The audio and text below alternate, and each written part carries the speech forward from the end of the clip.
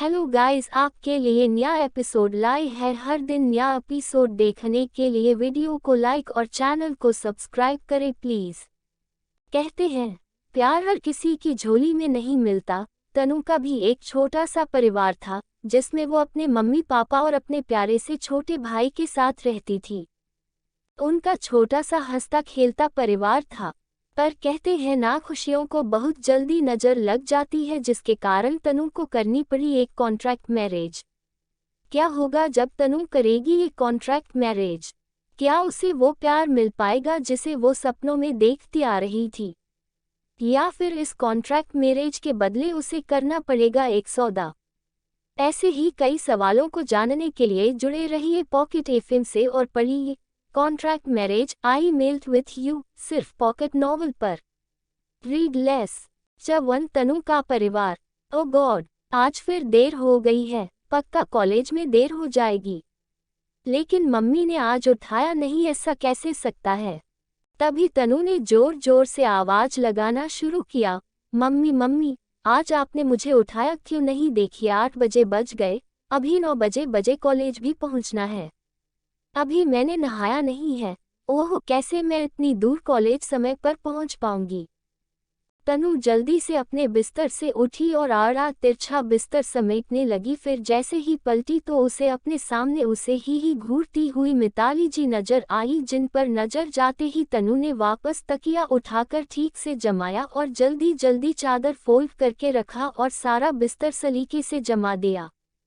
मिताली जी को देखते ही तनु जैसे जम ही गई थी। उसे पता चल गया था आज तो ज्वालामुखी फटने वाला है, अब तो जल्दी से भाग बेटा, उसने मन में सोचा और मिताली जी से कहा, मम्मी मैं तो बस आपसे पूछ रही थी कि आपने मुझे जल्दी क्यों नहीं उठा दिया, और मैं वह बिस्तर जमा रही थी ना। तनु की बात सुनकर मिताली जी हाथ मटकाकर बोली, वाह बेटा, कर लो बातें, सुबह से 8-10 बार उठाने आ गई, मगर मजाल है कि आप बिस्तर छोड़कर उठे। वैसे कौन सा सपना देख रही थी आप? इतना मुस्कुरा रही थी, इतना उठाने पर भी नहीं उठी। तनु जल्दी जल्दी अलमारी से अपने कपड़े निकाल रही थी। अरे मम्मी डार्लिंग, आपका होने वाला दामाद है, जो सपनों में भी मेरा पीछा नहीं छोड़ता, उसे ही देख रही थी। अच्छा छोड़ो, आप भी ना कभी नहीं सुधरोगी, इतनी गप्पे मारती हो ना कि मैं कॉलेज जाने में भी लेट हो जाऊंगी। अब जल्दी नहाने दो, वरना कॉलेज की प्रोफेसर जो है वह एक खड़ूस ससुर की तरह कॉलेज में मेरा जीना हराम कर देंगे। फिर दोनों माँ बेटी ठहाके मार के हंस पड़े। जल्दी जल्दी कपड़े निकाल कर तनु सीधे वॉशरूम की तरफ दौड़ कर गई। बस 5 मिनट में ही फटाफट नहा कर निकल आई और जल्दी रेडी होकर ब्रेकफास्ट के लिए डाइनिंग टेबल के पास पहुंच गई। डाइनिंग टेबल पर तनु के डैड प्रशांत जी बैठकर नाश्ता कर रहे थे। साथ में उसका छोटा भाई मोहित भी बैठा हुआ था, जो जूस पी रहा था। जूस पीते पीते मोहित ने बोला, दीदी क्या बात है, आज तो आप बड़ी जल्दी नाश्ता करने आ गई। आज तो पक्का आप कॉलेज टाइम पर ही पहुंच जाओगी। खिड़की से जरा बाहर देखो, हॉर्न की आवाज सुनाई दी कि नहीं, आपकी बेस्ट फ्रेंड पता नहीं कब से हॉर्न बजा रही है। अरे यार, पता नहीं कितनी जल्दी टाइम हो गया। सब मम्मी डार्लिंग की गलती है, उन्होंने ही आज मुझे समय पर नहीं उठाया, आज तो मैं उन्हीं के कारण लेट हुई हूँ, झुंझलाते हुए तनु ने कहा और जल्दी जल्दी उठाकर जूस पीने लगी। ये सुनते ही मिताली जी बोली, अच्छा जी, एक तो तुम्हें आधे घंटे से उठा रही थी, समय से ब्रेकफास्ट भी चाहिए, बनाते बनाते 3-4 बार तुम्हें उठाने गई, फिर जूस बनाया, उसके बाद फिर उठाने गई। कोट, तुम्हारे कान के पास अलार्म लगाया, उसके बाद भी तुम नहीं उठी। कुंभकर्ण की रिश्तेदार खुद तो पड़ी पड़ी सपने देख रही थी, नाम मेरा लगा रही है। उद्धरण चिन्ह। अभी भी कह रही हूँ, सुधर जाओ, थोड़ा समय पर उठो, अब कॉलेज के 3rd ईयर में पहुँच गई हो, थोड़ा घर का कामकाज भी देखो, मगर नहीं, तुम्हें तो सोने से फुर्सत नहीं है। उठती हो तो कॉलेज भाग जाती, फिर कभी सहेली के यहाँ चली जाती हो, तो कभी मूवी तो कभी गार्डन। इतनी बड़ी हो गई, पर अभी तक समय पर उतना नहीं सीखा है। जब शादी हो जाएगी तो कैसे करोगी? अरे मम्मी डार्लिंग, चिंता मत करो, ऐसा दामाद ढूंढ दूंगी जो आपको भी खाना खिलाएगा और मुझे भी अच्छा अच्छा खाना बनाकर खिलाएगा। ऐसा बोलते हुए तनु ने जल्दी जल्दी सैंडविच को रैप करके फाइल पेपर में रखा, हाथ में पकड़ा और अपना कॉलेज बैग लेकर बाहर की ओर दौड़ पड़ी। दरवाजे की ओर पहुंचकर वह रुकी और मिताली जी की तरफ देखते हुए एक आंख मारी और सभी को बाय बोलते हुए बाहर की तरफ भाग गई। मिताली जी डाइनिंग टेबल में अपने लिए प्लेट में नाश्ता निकालते हुए प्रशांत जी से बोली, देख रहे हैं ना आप इसकी हरकतें, आप बोलते क्यों नहीं? कितना समझाती हूँ मगर सुधरने का नाम ही नहीं लेती है ये लड़की। इसका बचपना अभी तक नहीं गया, आप भी इसे समझाए, थोड़ा घर का काम है, थोड़ा हमारे बिजनेस पर भी ध्यान देना बहुत जरूरी है। मोहित अभी छोटा है इसलिए उसका ध्यान अभी पढ़ाई में रहे तो ठीक है, पर तनु को हमारी बिजनेस के बारे में समझाना बहुत जरूरी है। नाश्ता करते करते मिताली जी मोहित से बोली, तुम्हारी बस भी आने वाली है, जल्दी बैग पैक करो, पापा तुम्हें बस स्टैंड तक छोड़ देंगे। मोहित नाश्ता करके डाइनिंग टेबल से उठा और अपने रूम में बैग लेने चला गया। मोहित के जाते ही प्रशांत जी मिताली जी से बोले, हमारा बिजनेस दिन ब दिन डूबता जा रहा है, मैं बहुत संभालने की कोशिश कर रहा हूँ, पर लगता है जल्दी हमें यह मकान छोड़कर भी छोटे मकान में शिफ्ट होना पड़ेगा। मैं इस मकान के पेपर भी रेडी करवा रहा हूँ, जैसे ही अच्छे दाम में बिक जाएगा हम छोटे मकान में शिफ्ट हो जाएंगे। बच्चों को थोड़ा समझा देना, कहना दादी के पुश्तैनी घर में कुछ दिनों के लिए रहने जा रहे हैं, ये पुश्तैनी मकान है, छोटा सा है मगर उसी में रहना है। मिताली जी प्रशांत जी से बोली, आप चिंता मत करिए, आपकी तबीयत भी दिन ब दिन बिगड़ती जा रही है, जो किसी से भी छुपी नहीं है।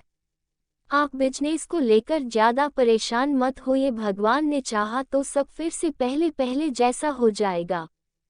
क्या प्रशांत जी का बिजनेस डूब जाएगा या फिर से उनका बिजनेस ठीक हो जाएगा और वह सभी फिर इसी बड़ी मकान में रहेंगे? जानने के लिए जुड़े रहिए contract marriage I meld with you के अगले चैप्टर से। हेलो दोस्तों, यह मेरा पहला उपन्यास है। इसका पहला चैप्टर आपको कैसा लगा मुझे कमेंट करके जरूर बताएगा। इसका मुझे इंतजार रहेगा ताकि मैं अपने उपन्यास में सुधार कर सकूं। आपकी अनुश्री। चट्टू तनु की मोंटी से मुलाकात। मिताली जी और प्रशांत जी बात ही कर रहे थे तभी मोहित अपना बैग लेकर आ गया और आते बोला, पापा चलिए जल्दी चलते हैं, बस आने वाली होगी, 8:45 होने वाला है। प्रशांत जी नाश्ता कर चुके थे, टेबल पर से नैपकिन उठाया और हाथ पोंछकर उठने लगे। भारी मन से उन्होंने मिथिला जी को देखा तो मिथिला जी ने भी आंख झपकाकर कर उन्हें सब ठीक है, मैं संभाल लूंगी का इशारा किया। मिथिला जी भी डाइनिंग टेबल से उठी और प्रशांत जी का बैग लेकर उन्हें दिया और दोनों को दरवाजे तक छोड़ने आई। मोहित ने हाथ हिलाकर मिथिला जी से बाय कहा और प्रशांत जी के साथ कार में बैठकर निकल गया। प्रशांत जी ने मोहित को बस स्टैंड छोड़ा और वही बस का इंतजार करने लगे। ऐसे देखकर मोहित ने कहा, पापा आप भी ना, मैं बस में ही जाऊंगा और किसी के साथ नहीं चला जाऊंगा। मैं बड़ा हो गया हूँ, क्लास 10th में आ गया हूँ, आप मेरी चिंता मत करिए। जाइए, अच्छे बच्चों की तरह आप भी ऑफिस चले जाइए। $140 $23 इस पर मुस्कुराते हुए प्रशांत जी ने कहा, नहीं बेटा, मुझे अपने से ज्यादा अपने बच्चों पर भरोसा है, फिर भी तुम्हें अपनी आंखों के सामने जाता देखता हूँ तो मुझे शांति मिलती है। तुम चिंता मत करो, जब बस आ जाएगी और तुम बैठ जाओगे तो मैं अपने ऑफिस चला जाऊंगा। मोहित ने भी मुस्कुराते हुए कहा, पापा आप भी ना बच्चों जैसी हरकतें करना छोड़ते नहीं हैं। लो बस भी आ गई, मैं जा रहा हूँ और आप भी अपने ऑफिस चले जाए। ओके बाय, शाम को मिलते हैं। मोहित को बाय करते हुए प्रशांत जी भी अपने ऑफिस की तरफ चले गए। वहीं दूसरी तरफ तनु हाथ में सैंडविच लिए जल्दी से शिल्पा की गाड़ी में बैठी। उसने जल्दी से शिल्पा के कुछ बोलने से पहले ही सैंडविच का एक टुकड़ा उसके मुंह में ठूंस दिया। तनु ने मुस्कुराते हुए शिल्पा से कहा, मुझे इतने प्यार से मत देख मेरी शिल्पा, चल गाड़ी चला, कॉलेज को देर हो जाएगी। शिल्पा ने भी सैंडविच खाते हुए बड़े गुस्से में तनु से कहा, तेरे कारण रोज कॉलेज एकदम गिरते पड़ते पहुंचते हैं, कल से न तू खुद आया कर, मैं तुझे लेने नहीं आऊंगी। शिल्पा ने भी सैंडविच खाते हुए कहा, अरे प्यारी शिल्पा, सामने देखकर गाड़ी चला, मेरे बगैर तो तेरा कुछ नहीं होने वाला है और तू ना मेरे बगैर जाने की सोचना भी मत, वरना तेरे जितने भी राज है ना सब तेरी मम्मी के सामने जाकर उगल दूंगी। शिल्पा ने भी गुस्से में और तेज गाड़ी चलाते हुए कहा, साली मुझे ब्लैकमेल करती है, जब कल से तो तेरे को लेने ही नहीं आऊंगी। इतनी सुबह जल्दी उठती हूँ, तैयार होती है, 20 मिनट गाड़ी चलाने के बाद तुझे लेने आती हूँ, लेकिन तू यहाँ पर तैयार नहीं मिलती, खुद लेट करती है और मुझे ब्लैकमेल करती है। तनु ने धीरे से शिल्पा के स्टॉल में अपने हाथ पोंछे और मुस्कुराते हुए दोनों हाथ शिल्पा के कंधे पर लटका कर उससे चिपकते बोली, तेरे मुंह में घी शक्कर मेरी प्यारी शिल्पा, साली तो नहीं अपनी भाभी ही बना ले। दी तेरा तो कोई भाई नहीं है, कोई कजिन है तो वही बता दे यार।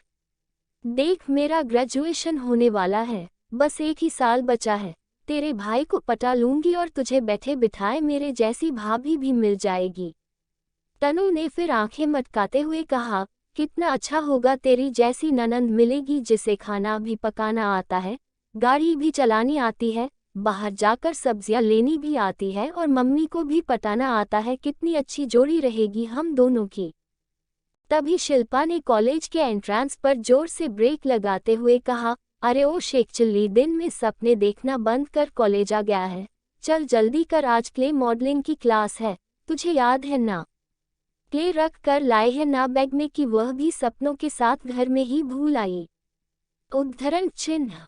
तनु जल्दी से गाड़ी से उतरी और प्यार से उसकी तरफ देखते हुए कहा, डार्लिंग लाई हूँ, तू डर मत, जो भी प्रोफेसर बनाने देंगे ना उसमें तेरी पूरी मदद करूंगी, चल अब जल्दी चल। उद्धरण चिन्ह। शिल्पा गाड़ी स्टैंड की तरफ लगाने चली गई और तनु अपने बैग में अपना सामान चेक कर रही थी, तभी उसे सीटी की आवाज सुनाई दी और किसी ने कहा, लड़की होकर लड़की को डालें तो फिर हमें क्या बोलेगी। मनु गुस्से में पीछे पलटी तो देखा मोटरसाइकिल में 2 लड़के बैठे थे। सामने का लड़का बहुत ही हैंडसम था और आंखों में गॉगल लगाए अपने मोबाइल में कुछ देख रहा था, और दूसरा लड़का, उसका चेहरा नहीं दिखाई दे रहा था क्योंकि उसने अपना मुंह पहले वाले लड़के की पीठ में टिका के रखा था। तनु उसके पास आई और बोली, ओ मिस्टर हैंडसम, जरा अपनी जबान को संभाल के रखो, यदि मेरा हाथ फिसल गया ना तो तुम कहीं के नहीं रहोगे। उस लड़के ने भी जवाब दिया, माफ कीजिएगा, आप क्या बोल रही हो, मुझे समझ में नहीं आया, मैं तो यहाँ लोकेशन देख रहा था, मुझे कहीं जाना था। उसकी बात सुनकर तनु को गुस्सा आ गया और वह उसके और करीब आकर उसके कॉलर को पकड़कर बोली, अच्छा बेटा, अभी मुझे उल्टा पुल्टा बोल रहे थे और अब सीधे बन रहे हो, तुम्हारे जैसे लड़कों को ना मैं बहुत अच्छी तरह से जानती हूँ, लड़की देखी नहीं जबान फिसल जाती है और जब लड़की के हाथ में जूती देखते हैं तो बहाना मारने लगते हैं। उस लड़के ने भी धीरे से उसका हाथ अपने कॉलर से हटाया और कहा, देखिए, मैं आपको कह चुका हूँ, मैंने आपसे कुछ भी नहीं कहा, मैं यहाँ किसी का एड्रेस ढूंढने के लिए खड़ा था, ना कि आपको देखने के लिए। तभी दूर से शिल्पा ने तनु को आवाज देते हुए कहा, तनु जल्दी कर, वहाँ क्या कर रही है क्लास में। तनु ने जाते जाते गुस्से में उस लड़के से कहा, दोबारा यदि मेरे सामने उल्टी सीधी हरकतें की ना तो मैं छोड़ूंगी नहीं, अभी मैं क्लास में लेट हो रही हूँ इसलिए तुम्हें छोड़ रही हूँ, आगे से इस तरह की कोई हरकत मत करना। तनु के जाते ही उस लड़के की मोटरसाइकिल के पीछे बैठे हुए लड़के ने हंसते हुए उसकी पीठ को ठोंकते हुए कहा, यार मोटी, मुझे नहीं पता था वह झांसी की रानी है, नहीं तो उससे पंगा नहीं लेता। चल अच्छा हुआ आज ढाल बन के तू मेरे सामने था और उसका ध्यान मुझ पर नहीं गया, नहीं तो मेरी तो चटनी ही बना डालती है वह लड़की। और राजवीर जोर जोर से हंसने लगा। मोंटी ने गुस्सा होते हुए राजवीर से कहा, देख यार, इस तरह की हरकतें मत किया कर, मुझे ना लड़कियों के साथ इस तरह की हरकतें करना बिल्कुल पसंद नहीं। आज ही मैं डेनमार्क से आया हूँ और तूने मुझे कहाँ फंसा दिया। मैं कॉलेज इसलिए आया था कि शायद शिल्पा से मुलाकात हो जाए, बहुत साल हो गए, मामा जी से झगड़े के बाद सिर्फ शिल्पा ही है जिससे मैं फ़ोन पर बात करता रहता था। अरे शायद उसका फ़ोन नंबर चेंज हो गया है इसलिए 2 सालों से बात भी नहीं हो पाए, आज उसे यहाँ देखने आया था। चलो बहुत देर हो गई है, शायद आज वो कॉलेज नहीं आई है। हम लोग निकलते हैं, लोकेशन देखते हैं और चलते हैं वीर के घर, शायद वीर मिल जाए। राजवीर ने भी हामी भरते हुए कहा, हाँ यार चल, सारे दोस्तों से तो आज ही मिलना है तुझे, इस तरह से कर रहा है जैसे आज ही वापस भी जाना है। मोटी ने भी जिस तरफ तनु गई थी उसी तरफ देखते हुए कहा, हाँ मिलना तो आज ही था सबसे, पर पता नहीं मुलाकात होगी कि नहीं। और उसने एक गहरी सांस छोड़ी, फिर अपनी मोटरसाइकिल स्टार्ट करते हुए कॉलेज से आगे निकल गया। हेलो दोस्तों, शायद आप एंजॉय कर रहे होंगे इस कहानी को और आपको भी बेसब्री से इंतजार होगा कौन है यह मोंटी। क्या यही है तनु के सपनों का राजकुमार? इसका और शिल्पा के पापा का क्या झगड़ा है? जानना नहीं चाहेंगे आप तो फिर जुड़े रहिए पॉकेट एफएम पर। Contract marriage I melt with you से चत्री तनु के पापा को आया हार्ट अटैक। फिल सर्कल शिल्पा और तनु लगभग दौड़ते हुए क्लास में पहुंचे। उनकी क्ले मॉडलिंग की क्लास चालू हो चुकी थी। वहां प्रोफेसर बेसिक बारीकियां बता रहे थे। उन्होंने जैसे ही शिल्पा और तनु को देखा तो चिल्लाकर उनसे क्लास के बाहर ही रुकने का कहा, जिस पर तनु रोने सा मुंह बनाकर कहने लगी, सर प्लीज आज आने दीजिए, कल से पक्का देर नहीं होगी आने में। प्रोफेसर ने उनकी ओर बगैर देखे ही कहा, कोई एक भी दिन बचा हो लेट आने से तो बताओ। अब सब बच्चे ये सीख जाएंगे और तुम दोनों ऐसे ही रहना। पता नहीं क्यों तुम लोगों ने 8 में एडमिशन लिया। यहाँ सारे बच्चे पागल हैं क्या, जो रेगुलर अपनी क्लास अटेंड करते हैं, समय पर आते हैं, और तुम दोनों आए दिन क्लास बंद करते हो और आते भी हो तो देर से आते हो। शिल्पा और तनु ने हाथ जोड़कर माफी मांगते हुए कहा, सर प्लीज आज बस आने दीजिए, अब से देर नहीं होगी। आप भी जानते हैं आज की क्लास कितनी जरूरी है। यदि यह क्लास छूट गई तो हम किसी गधे का भी चेहरा नहीं बना पाएंगे। प्रैक्टिकल में फेल हो गए तो हम किसी को भी अपना मुंह दिखाने लायक नहीं रहेंगे, और तो और आपकी कितनी बदनामी होगी, ये हमसे सहन नहीं होगा। अभी कुछ सोचते हुए प्रोफेसर ने कहा, चलो अच्छा आज आ जाओ, लेकिन आगे से देर हुई तो तुम दोनों को ही क्लास में अंदर आने नहीं मिलेगा, और प्रैक्टिकल में भी पास हो गया ये बहुत मुश्किल होगा। तनु ने धीरे से शिल्पा को आंख मारी और अपना हाथ से शिल्पा के हाथ को पकड़ते हुए क्लास के अंदर आ गई। फिर दोनों ध्यान से क्ले मॉडलिंग की क्लास को अटेंड करने लगे। प्रोफेसर बारीकियां समझा रहे थे और दोनों उसे बहुत ध्यान से समझ रहे थे। भले ही दोनों क्लास में देर से आते हो, कभी कभी क्लास बंद करते हो, लेकिन प्रोफेसर के फेवरेट स्टूडेंट भी थे जो आर्ट में टॉप 5 में आते थे, जिसमें तनु की पेंटिंग और आर्ट कमाल की थी। दोनों ने प्रोफेसर की बताई हुई बारीकियों के आधार पर अपने साथ लाई हुई क्ले से प्रैक्टिस करना चालू कर दिया। लगभग 1:30 बजे बज गए थे उन्हें अपना प्रैक्टिकल कंप्लीट करने में। फिर कंप्लीट करने के बाद शिल्पा ने तनु से कहा, चल यार बहुत तेज भूख लग रही है, चल घर चलते हैं, कुछ खाएंगे, अब जो कुछ बचा रह गया है उसे कल आकर कंप्लीट करेंगे। तनु ने अपने बनाए हुए मॉडल को देखते हुए कहा, अरे देख तो पार, इसकी नाक मुझे तिरछी लग रही है, कुछ सुधार ले क्या, फिर चलते हैं। वह जल्दी जल्दी अपने मॉडल की नाक सुधारने लगी और काम कंप्लीट करने के बाद दोनों अपना हाथ धोने चली गई। हाथ धोने के बाद अपना बैग लिया और क्लास से बाहर आ गए। शिल्पा फिर स्टैंड की तरफ गई। उसने अपनी गाड़ी ली और उसे चालू करते हुए तनु के पास आने लगी। उधर तनु जैसे ही गेट के पास पहुंची, वहां लड़कियों की बहुत भीड़ लगी थी। उसने देखा एक लड़का सबको पैम्फलेट बांट रहा है।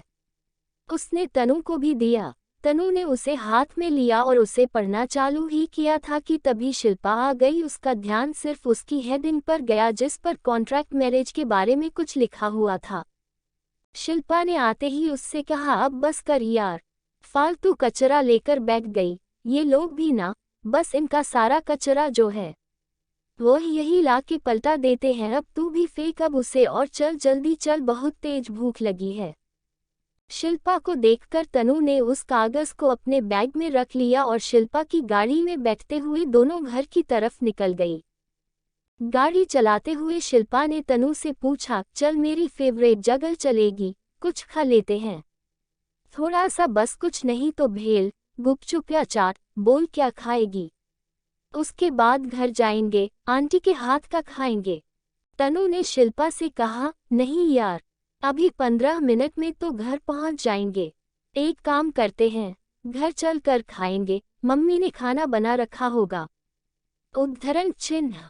इसके बाद तनु अपने ख्यालों में खो गई और सोचने लगी, वैसे पता नहीं आजकल मम्मी पापा मुझसे क्या छुपा रहे हैं, लेकिन कोई तो परेशानी है जो दोनों ही हमें बता नहीं रहे हैं। समझ में आता है मुझे, भले मैं कुछ नहीं बोल रही, लेकिन उनकी परेशानी मुझे उनकी आंखों में दिखाई देती है। इसलिए घर जाना चाहती हूँ, देखती तो आखिर माजरा क्या है जो दोनों मुझसे छुपा रहे हैं। रास्ते में शिल्पा की गाड़ी हवा से बातें करते हुए चल रही थी, जिस पर तनु के बाल बार बार उसके चेहरे पर आ रहे थे, जिससे वह परेशान होने लगी। तो उसने अपना हाथ शिल्पा के कंधे पर रखते हुए उसे प्यार से कहा, अब तो गाड़ी धीरे चला, अब कौन सा कॉलेज बंद होने वाला है। मुस्कुराते हुए शिल्पा ने कहा, अब कॉलेज बंद नहीं हो रहा मैडम, पेट के चूहे क्रिकेट खेल रहे मेरे पेट में, पता नहीं तू किस मिट्टी की बनी है। सुबह एक सैंडविच खाकर आई और अभी तक तुझे भूख भी नहीं लगी है। मैं तो कॉलेज की तरफ निकलते समय बढ़िया आलू के पराठे खाकर आई थी, मगर एक क्ले मॉडलिंग के मॉडल ने मेरे पूरे आलू के पराठे निकाल दिए। इतनी कसके भूख लगी है न, क्या बताऊं। दोनों अभी आधे ही रास्ते में थे, तभी तनु का मोबाइल बजने लगा। उसने बैग से निकाल कर देखा तो मम्मी का कॉल था। उसने शिल्पा से कहा, अरे अभी 10 मिनट में तो घर पहुंच जाऊंगी, तो भी मम्मी को चैन नहीं है, चलो देखते हैं क्या बात है। उसने फोन उठाया और हेलो कहा। उधर से मिताली जी की आवाज आई, हेलो तनु, तू ना कॉलेज से सीधे दादी के पुश्तैनी घर आ, तुझे पता है ना कहाँ है, बस सीधे वही आजा, हम लोग वहीं मिलेंगे। तनु ने मिताली जी से कहा, पर मम्मी अभी क्यों आना है। मिताली जी ने कहा, अब तू ज्यादा सवाल मत कर, पूरा सामान यहाँ शिफ्ट हो गया है, तू जल्दी आ, घर में छोटी सी पूजा है, रास्ता याद है ना तुझे। तनु ने कहा, हाँ मुझे याद है, वह शिल्पा के घर के पास ही तो है, हम लोग सीधे वही पहुंच रहे हैं। शिल्पा ने तनु से पूछा, क्या हुआ, कोई प्रॉब्लम है क्या। क्या कहा आंटी ने। तनु ने उदास होते हुए कहा, कुछ नहीं यार, तेरी कॉलोनी के पहले वह जो एक झोपड़पट्टी वाली गली नहीं जाती, वही दादी का मकान है, अब हम वहीं रहेंगे और तुझे भी मुझे अब इतनी दूर लाने की जरूरत नहीं पड़ेगी, वहीं से ले लिया कर। इतना सुनते ही चौंकते हुए शिल्पा ने अपनी गाड़ी रोड के किनारे रोक दी और तनु की तरफ मुंह करते हुए आश्चर्य से उससे पूछा, बताना हुआ क्या, घर में कुछ प्रॉब्लम है क्या, तू शेयर तो कर, शायद कुछ सॉल्यूशन निकाल दूं। तनु ने उदास होते हुए कहा, मुझे नहीं पता यार, आखिर माजरा क्या है। सुन, अब मुझे बहुत टेंशन हो रही है और तू तो जानती है जब मुझे टेंशन होती है बहुत तेज भूख लगाती है।